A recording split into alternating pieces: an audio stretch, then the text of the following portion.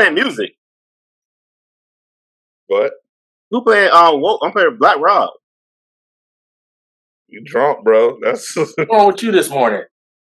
Oh, maybe that's that's my in your head, bro. Hey, start it back over. I got music in my background. Good morning, America. It is the PAU crew. That's right, Politicking as Usual. I am your boy Mars, a.k.a. Marlon Beardo, the Bearded Weirdo, a.k.a. the Stella Rosa Casanova, the Grey Wonder, the Curator of Culture, and I'm here with the PAU crew. Below me is that man in Tampa. He looks like he's had a very good time by the look in his eyes on this Memorial Day weekend. He's sunny, he's shiny, he's happy. It's that man, Cal Jones, coming from the great city of Tampa. And not so sunny, not so happy, but they still are our brothers. It's that one and only Big Gerald, the king of Christian Mingle, because you know it's going. You just saw it, but he blurred the background. and beside him, looking like he's from the Witness Protection Program, you know him. He is the star of Off Punishment, Down in the Den After Dark, and he is the shortest giant you ever meet. He is the one, the only, the short man. How you doing this morning, brothers? And welcome. Blessed and highly favored. Absolutely, absolutely. So it's Politicking as Usual, your favorite morning show. That's a week behind because what's the best nation in the world? Procrastination. So we got some topics that we're going to get into. I hope he's sober. I hope he's going to be able to lead this topic, but we're going to get right into it. Cal Jones, what you got for us? All right, so I don't know if y'all heard, but it's the biggest news of the week. Shannon Sharpe versus Kwame Brown. Yeah, these two country boys. What you talking about? Yeah. Man, you done fucked up now, boy. So the beef started off that Shannon Sharpe, no. Kwame Brown was talking about LeBron James. So the video got some traction, got a whole bunch of views, and y'all know how Shannon feel about LeBron. Shannon gets a hold of the video, and he claps back at Kwame, calls him a bus, say he's on the Mount Trashmore bus. Rushmore bus. That was a Freudian slip. You know what you meant. And you know that he was just a bum. Kwame clapped back, said that he got a grandmama put on, said that John Morant carrying guns because he's scared of Shannon Sharpe. And they just going back and forth. So this is what I want to know. Kwame Brown was the number one pick, in the NBA draft. Shannon Sharpe, Hall of Famer, Super Bowl champ. He said Kwame don't have no right to talk about LeBron because he didn't pan out as the number one pick. Do y'all think that's true? Should he have an opinion or should he just shut up? Gerald, you want to take it first? Well, I mean, to me, it's two-sided because, yes, he went to when you're the number one pick, you're going to the worst of the worst team. It's only rare that you go to the San Antonio Spurs because they're the only number one picks that go to a team that's ready to do anything. Mm-hmm. He went to the Wizards on the downside of Mike's career. They really didn't have no coach. And your second scorer was Papa Jones. He didn't have a snowball chance in hell. And he had to jump into the league and try to be the man with Michael Jordan's shadow looming over the Wizards. But the man knows basketball because why else would he go to the NBA if he didn't? Now, the only problem that I have with what Shannon was saying, and I didn't have a problem with much of it, everybody talk about everybody in basketball now. So why is it that Kwame Brown get all this smoke when people just say LeBron is trash, he's the reason why super teams exist? And Skip, the person he worked beside, is the biggest LeBron hater of all time. But yet you sit there and smile in that man's face every day. Yeah, I know he got you the job, but Kwame has a right to his opinion, no matter how good or how bad he played in the NBA. All right, I can respect that. What you got, Short Man? And then I look at it like I personally look at it like Kwame was the first pick. Like you said, he had to live in Michael's shadow. Who was that coach at the time? Doug Collins? Doug Collins. Was it Doug Collins? It was Mike's pick. So he was not going to get granted the opportunity to play the way that he possibly could have played because he had to play under Mike. And we've all seen from the last damn, Mike is very hard on players, especially young players. And Mike's ego is big. And so he didn't have a shot in hell. But if you look going back into Kwame's career with him being he was drafted out of high school, am I correct? Yeah. He played very well in high school. Like his stats were amazing. So I'm going to say from where he's coming from, it was amazing because he comes from a small country town. So he had amazing stats from where he comes from. I see that smile on your face, so let me rephrase that in a better way, okay? So He'll do that because he ain't won no state championships. But Kwame came, but I look at it as Kwame beat all the odds. You know what I'm saying? But Shannon is correct. Kwame went to other teams and he just never elevated. But Kwame played what, 13, 15 years in the league? Yeah. Or a little more. Did he? About 11. 13? 11. Yeah, about 11. Yeah. Did he win a championship with the Lakers? Or he didn't win any championship? Kobe didn't want him. But you know what I mean? Was like, hey, you know you ain't gonna be here this week, right? I see both sides of it. You know what I mean? Like Kwame speaks a lot about a lot of players, but he doesn't really look at his career. He can just look at like he made it out of his situation. But I see where Shannon's coming from. It's like, hey man, like you were one of the biggest busts of all times. So I can just say it's either or. So with me, I think when you really think about it in the grand scheme of things, of the billions of people that have lived on this planet, less than 1/10 of a percentage have been in the NBA. Less than 1/10 of the percentage. In the 75 plus years of the NBA, it's only been a few thousand players that make it to that level. So anybody that's the number one pick clearly has more authority on the game of basketball than anyone who hasn't played in the NBA. But at the same time, like Big Gerald said earlier, opinions are like buttholes. Everybody has one. So you're entitled to your opinion. You're entitled to say, you know, I personally think anyone that has a decade in the NBA is not a bust. You know, you may not have lived up to your NBA specs and you may have bounced around the league, but that meant somebody wanted you. So it's very hard. I was just looking at a documentary on Jeremy Lin, and he didn't stay in the league long, and he was one of the most popular players of all time. I think Shannon takes it personally when it comes to LeBron, and I'm a LeBron fan. I started off more like Skip, where I didn't like LeBron because I grew up with the Kobe Lakers. But once LeBron came to the Lakers these last 5 years, you know, I had to acknowledge greatness. All what did Mike say? All heads must bow, all tongues must confess. The man, to me, is the greatest of all time. I think he's had the greatest prime of any athlete of all time. Arguably, at 430 years old, he's still not better than 95% of the league. Yes, he missed a lot of games, but nobody says anything about, you know, Steph missing games or AD missing. He played more games than AD, so I don't know what more you can want from this man. He took a team that was 2-10 and had less than a 5% chance of going to the playoffs, to the Western Conference Finals, with a bunch of Minnesota Timberwolves cast outs.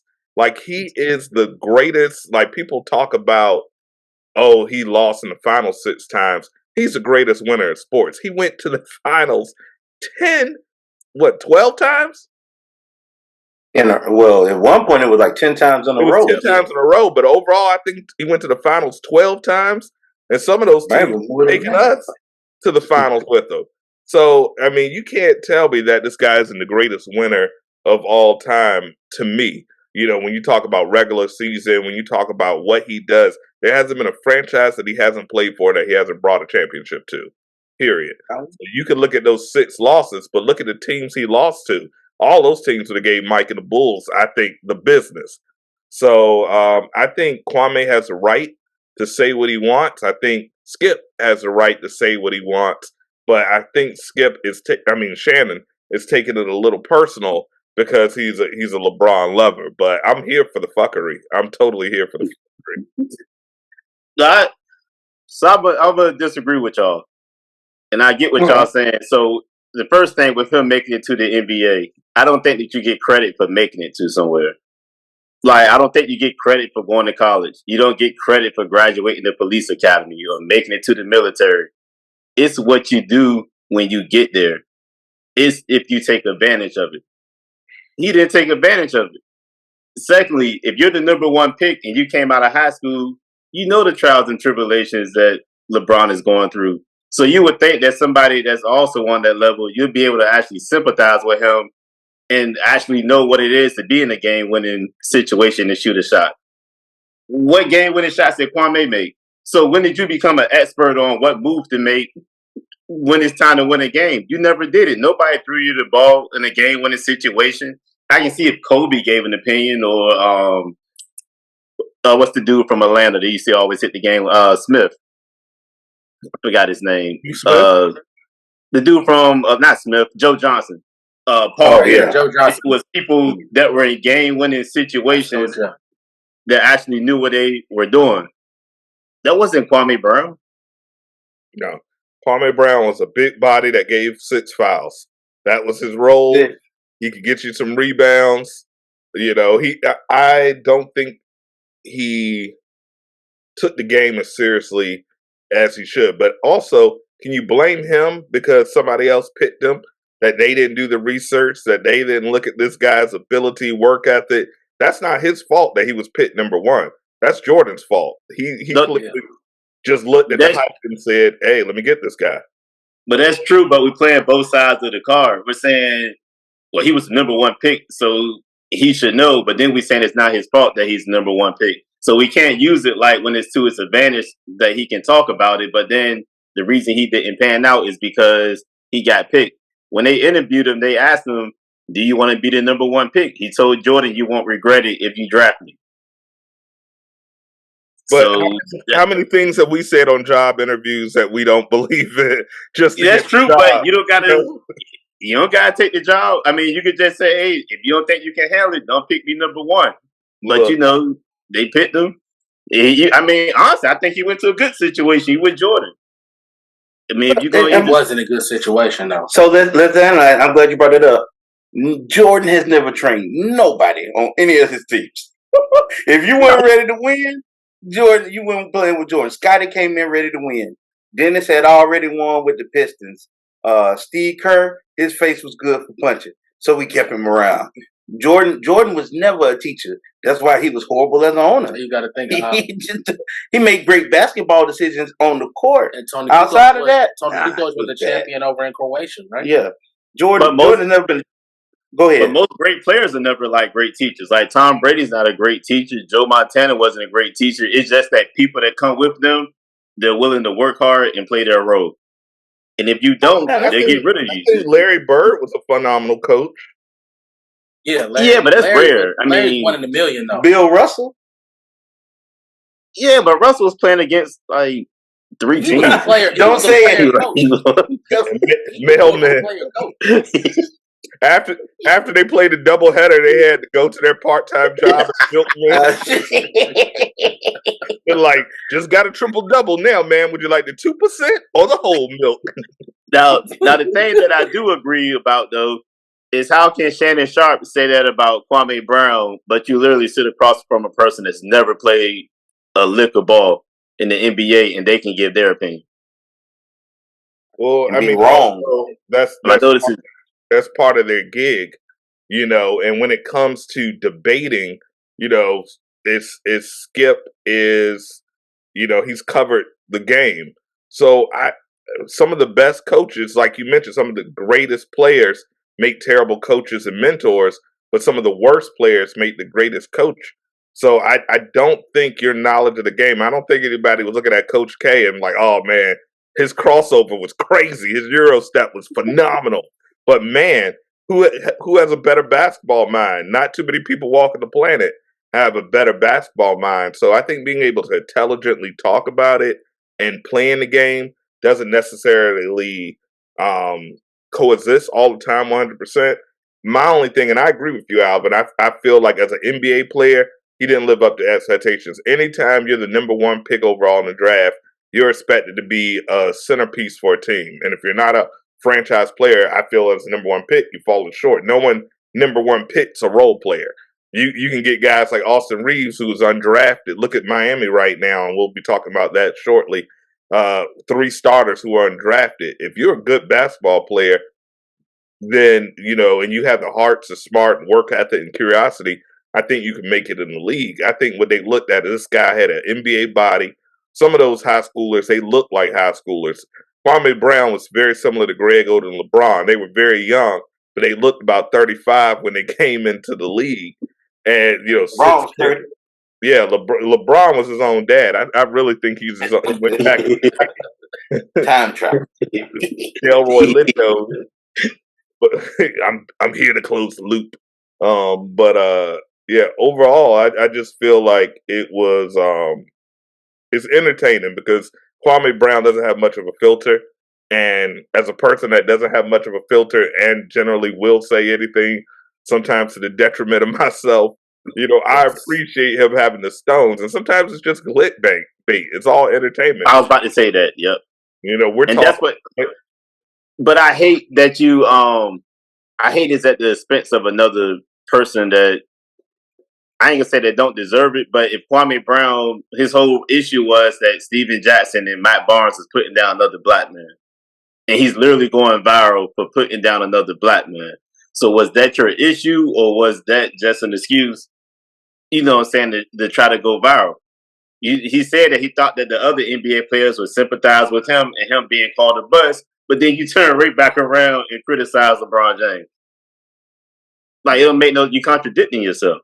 I mean, he has no room to speak anything about LeBron James. LeBron James, I think, is the only player in NBA history that not only met expectations, but exceeded expectations. We were all around in 02, 03 when the hype about LeBron being drafted and this guy, he's on Sports Illustrated, and he's on national TV, and he's got the Hummer, and he's got the throwback, and he's at Monday Night Raws with the flip phone. We remember that LeBron, and we remember the first year where people were like, is Carmelo better? And from there, we went from is Carmelo better to is he 1 or 2? Or in some places, some people not named never be number 2. But I think he's exceeded his expectations, and no one's had more pressure on him than LeBron. No one. Not to mention, and you look at who he lost in the finals to. He lost to the Spurs when they had 4 Hall of Famers in the starting lineup, and then Mono coming off the bench. Yeah. And then you look at he lost to Dallas with Jason Kidd and Tyson Chandler when he pretty much had the team and drove him in. I can't give him credit for the Dallas meltdown. He melted down. But he melted down in Dallas. We'll give him that. I think that Dallas team is so slept on. I'm glad Gerald brought that up. Like, they swept Kobe. Like, they beat a lot of good teams that year, and people act like that Dallas team was trash. And LA had just did a back-to-back, too, of the championship, and they came in, Dallas came in and wore them out. Because Jason Kidd was on a decline, but you had Dirk. Dirk could make any shot he wanted. And Tyson was in his prime, and Jason Terry was an animal that year. And Sean Marion. Yeah, so it was good. He lost that was a bad team, but that Miami team should have beat them. I think they learned from that Miami team that they were too top heavy, and they got a little bit more depth, and you saw what they did after that. But yeah, he essentially lost to dynasties: Golden State dynasty, San Antonio dynasty. Dallas was not but they had Hall of Famers. Like, they had Hall of Famers, yeah, absolutely. I mean, you can't say that Jason Kidd isn't a top 5 point guard. I think no one would argue that he's not a top 5 point guard at all times. And if you look at how those games were played, and I'm sorry to cut you off, but Jason Kidd directed that team to how they scored. He directed everything, and it was just better coaching. That's true. Yeah, absolutely. So overall, it's going to be interesting. I don't think they're going to continue to back and forth much longer. Shannon already stopped. Yeah, Shannon has got way too much going on for him right now to continue to, roll around with Kwame Brown. Hopefully, he'll go on Club Shay Shay and maybe they can chat it out. That'd be an interesting episode. I'd watch it. I watch it for sure. Don't trust that. Too much alcohol there. Kwame looks like he drank every day. Like, he do. Absolutely. He looked like he drank out of a bottle that's inside of a brown paper bag. Yeah. You'll never know what's in that bottle, but you know that he's different after he finishes. So he got to stick. He got to stick to arguing with Gilbert Arenas. absolutely. Shout out to No Chill Gil. So continuing on the basketball tip, man, we owe Short Man an apology. If you guys have watched that episode where he gave his predictions about the Lakers, and he also picked the Lakers. He really got dominated. Let's give I lost a lot of money for that game too. Yeah, I should have went with my first instinct. We got there might be a little cap on that bet, like Gerald's hat, but yeah. I ain't a big gambler, but some of those numbers you were talking don't add up. But that's cool. That's cool. But we have one team waiting. Shout out to my Lakers. I'm proud of what you guys did this year. I definitely didn't see you in the finals. When LeBron made that promise at the end of last season, he said, "I'll never miss the playoffs again." It didn't look too good the first 12 games of the year, but man, he came through. So shout out. But we got two teams left. 3-3. It's a best of 4. We got Boston.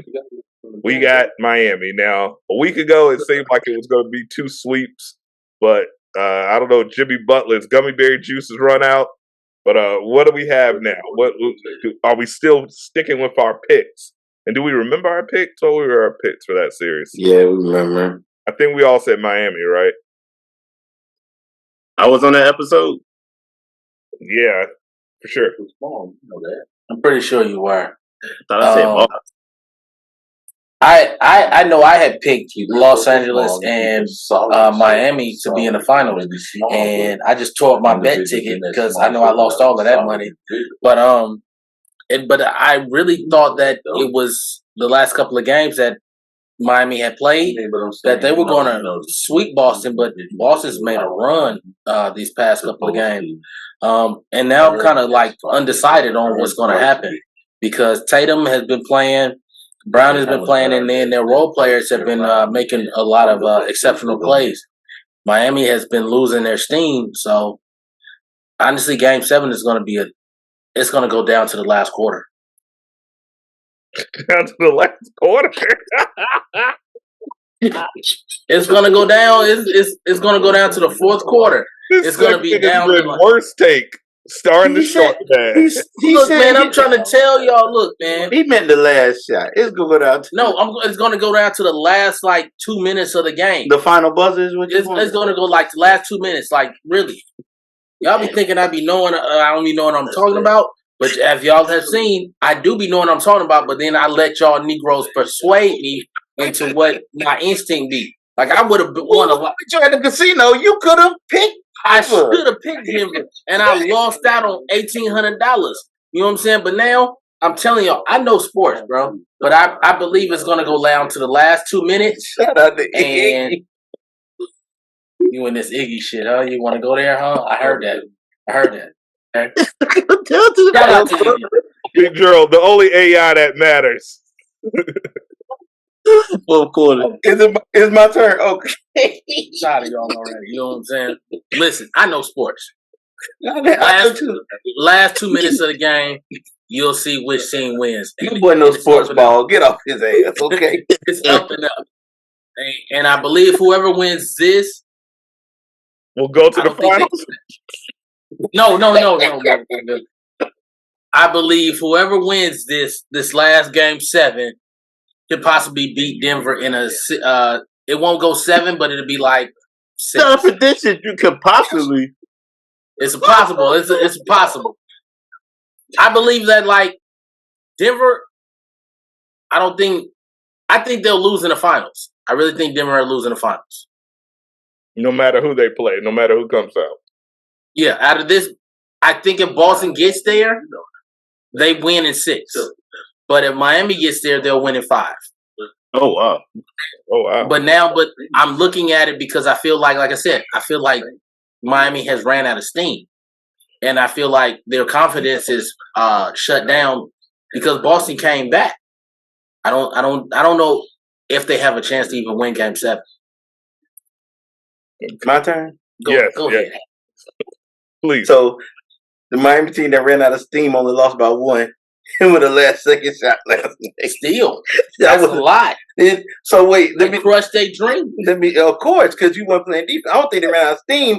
They just didn't cover all their D.E.N. But what I would say is, when it comes to this series, momentum is a big thing. Boston has a lot of momentum right now, but Miami's the type of team they don't get down because they weren't supposed to be here. Their seeding, with their seeding and how their season went, they weren't supposed to be this point. They've outplayed a lot of the teams that they've competed against. Boston, other than Milwaukee, they were seen to have come this far. They was at one point picked to win everything. I think that the more of this is on Boston to win than it is Miami to lose. So for me, it's still the same thing, even though it's not going Game 7. I think the Heat can win it. I think that defensively, they'll come out ready. They know Boston's going to be hostile when they get there. And when it comes to losing steam, Jaylen Brown, I don't think he got much left. Him and Al Horford, they dying out. Marcus Smart going to play. Tatum's going to play. Horford ain't got much left. Robert Williams ain't gave you much. And if White don't hit that shot last night, we're talking about the finals right now. So I still like Miami to win it. Sorry, fellas, it's over. Boston got it. You think so? Yep, because Miami. The thing is, Boston was playing so bad that Miami thought the series was over after 3-0. And then Boston just turned the switch on, and then now Miami is still trying to turn that switch back on. It's too late. It's like when a team be up by 30 and they let the other team come back, and then by the time they try to get back in the groove of it, it's just too late. They lost. They thought, well, maybe we'll close them out in Game 6 in Miami. They didn't do it. You think Boston going all the way back to Boston and gonna lose? This may be a blowout. We about to see history. We about to. Jimmy Butler's out of gas. He carried the team for the first 3 series. I think they're missing Tyler Hero. It's over. It's a wrap. Boston got too much. Get ready for Boston and Denver. We'll make our predictions next week. Absolutely. Now I'm gonna agree with Alvin, and I hate to say it as a diehard Lakers fan, my hatred for Boston runs deep in my soul.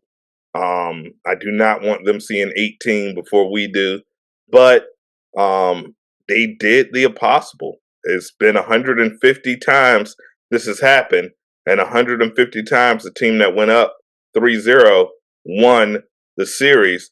I don't feel Miami has anything left. They played out of their mind. They were shooting out of their mind. And when a team is shooting 50% or more from the 3, you're going to lose. But they're not a 50% from 3 team. No team in the NBA is a 50% 3 team. So when those shots stopped falling, you really started to see, okay, this is why Miami was an 8th seed. Okay, this is why they lost their play-in game. They are the little engine that could. They've got undrafted players in their starters. No one would say Jimmy Butler is a superstar and stuff in the playoffs, and even then, he tends to run out of steam. What I will say is that he's got the most heart and will to win since Kobe Bryant, in my opinion. But I just don't think Miami has enough, and I feel that overall talent wins. We'll see whoever wins this in the finals, and we'll make our finals prediction, but I'm thinking it's going to be a mile-high celebration this year overall. I feel Denver is at a different level. They've been number 1 all year for a reason. They're healthy at the right time. They're big. They got shooters. They're well coached. They're young, but they're also got a good mix of veterans. They've got size. They've got depth. It's going to be interesting. But I feel Miami's had 3 opportunities to close this guys out, and now their heart is gone, and they're going to be in one of the most hostile places to play in the NBA.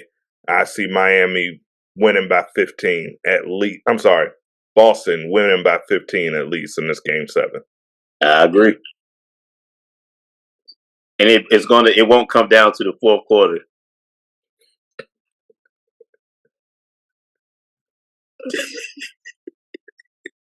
Two minutes in the fourth quarter. It's gonna go to the last. I don't know who had the worst takes, Short Man or Magic Johnson.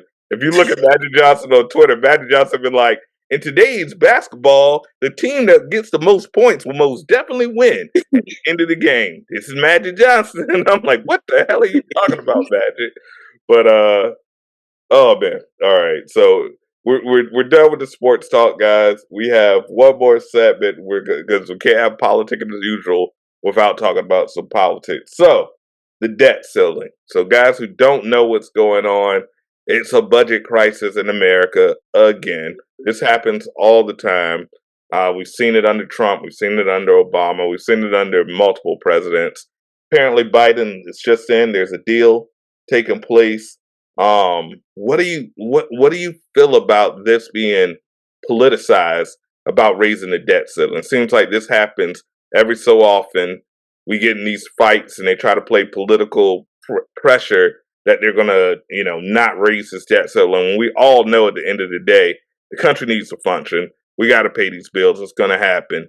What do you guys think about that? Like this constant fight, is it just theatrics for politics, or do you think it's something that we really need to look at? The spending that we are as a country, because at the end of the day, it seems like we keep kicking the can down to the next generation. What say you guys? Yeah, I go. Because honestly, I honestly don't know none about this. I have to do some research. We all pay bills. If you cut me off one more time. I'll say it. Well, he's like, look, man, I don't know nothing about debts or ceilings. So No, but honestly, everything gets politicized now. We can't pass any bill without, well, if you pass this bill, I'm gonna need you to put this in. It'd be shit that ain't even got nothing to do with the bill. Like the stuff that they were trying to pass is like, what does this even have to do with the debt ceiling or whatever?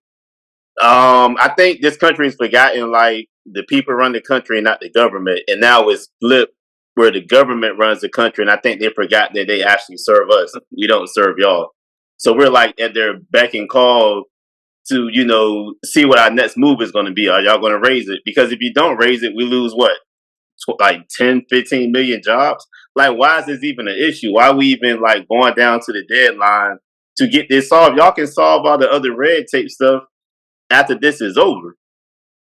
But I think we need another party. And I hope somebody like young, middle age, or somebody can come where they can get both sides to the table and Republicans can talk, to Democrats, and we can all like get along instead of like, just standing on what we think. We know short man don't know, and it looked like he got a dent in his head with that background. Look at the left side. Listen, I turned the blur off. He turned it back on, and I've looked like Ghost Dad ever since. It's like he's like nobody's ever seen his house. Right? He's like, you won't see the halo this time. Y'all see that Jesus light? No, what they don't see is us, because I keep fading. But no, I think for me, Alvin is right. It is one of those things where there's more about the party instead about the actual debt ceiling itself. Because one thing that they're saying is if it gets raised, all people that ain't working won't do this. It won't be no change. But it's not about that. It's about making sure that the country can support the people financially that live here. And one of the problems that we're having is anytime someone comes with something that someone else don't like and don't make sense, if it's in their party, they'll discuss it. If they're on the opposite side of the aisle, they don't want to have a decent conversation with each other. Like you said, this is supposed to be about the debt ceiling, and they're putting in about transportation in New Hampshire roadways and stuff. Like, why? Has nothing to do with what we need. The country's already stepped into recession. We are toes deep in the wading pool of recession. A lot of people, once their kids are out of school, they can't afford to feed them lunch, which is why they were so hell bent on kids going to school. So when it come down to it, groceries aren't getting no cheaper, gas ain't getting no cheaper. People are working and still can't afford it. So this is an important issue. And because someone doesn't like somebody's other political views, other than the fact that mother and father can't feed their families, we're getting to this point where we've got to be Twilight, where we decide whether we're going to help people or not. Is preposterous. It don't make no sense. Multiple syllables. I like that. Well, I think that's perfect. I think the short man. Did you have anything you wanted to add? No, sir. And not on this one, man. Hey, Like I said, the economy is Swing already it like you messed do up. sports. Come on, you got it. You got it. No, we can't even No, see you. no, look, the economy is. You can't see me. Shut up. The We economy can't is. see you. Ask Barbara There you Walters. The economy is messed up. Like you said, we got the Republicans and Democrats fighting for, I say, BS, and the American people are suffering. That's it. Gonna come down to the final quarter. It looks like the debt ceiling is going to come down to the final quarter. I think that's a perfect way to end this episode. So, guys, I hope you have enjoyed this slightly drunk Memorial Day morning. Please, if you have a soldier or veteran in your family, please thank them for your service. We salute you here at Politicking as Usual for everything that you've done for our country. And in the words of Team America, fuck yeah. It's your boy Mars, aka Marlon Beardo, the Bearded Weirdo. You can find me on Mars Entertainment Presents the Den with a plethora of shows. That's that man, Cal Jones. You can catch him on Cal's Court down in Den After Dark. And of course, right here, Politicking as Usual. You see that finger, we the ones. That's one and only Big Gerald, the Christian Mingle King, the Pharaoh of Christian Mingle. And it's all going up. And of course, that's the man, Short Man. You can catch him here at Politicking as Usual, Off Punishment. And you can catch him on Down in the Den After Dark. And we have more content for you. Please check out the Am I Your Brother's Keeper episode available right now on this very channel. It's a very awesome episode. The numbers are doing great. We thank you guys for the feedback. Please check out the first part of 4 parts of our Tampa recap that's up right now on this channel. There's some funny conversations going on. And also check out season 4, Down in the Den, is back right now. We have Jason Rivera from Worlds Apart, the production EDM group, and we're talking about AI music, how it is that genie's not going out the bottle. So we got a lot of great content on this channel, for a lot more to come. Vegas coming in September. Guys, any last words? We'll start with Big Gerald. Do you have any last words? Oh man, no, it's always fun to be with the bros. I miss TP, baby. You can't get me out of here. Christian Mingle, we turn it up tomorrow, all the way. And for those who go to church and don't know what that means, I will explain it to you in DMs. Going up. Always. Cal Jones, any last words? Catch me on TikTok, Cal Jones 757, Instagram, Cal Jones 757. That's all I got. And Short Man, close us out, brother. Oh man, it's good having communion with the bros all day. Catch us all 7 days a week. We got Politicking as Usual. We got Cal's Court coming soon. We got what's that? Drinks and Treats with Big Gerald. We got Down in the Den. We got Down in the Den. Name. We're working on that name. He's still a secret. Somebody close us out, but he just tell all the business. Right, but continue to like, subscribe, and comment, and it is what it is. Absolutely. So, guys, happy Memorial Day to you. It's a Politicking as Usual. Put a hot dog in the grill if you're somewhere with the weather. Enjoy that glizzy, and we're out.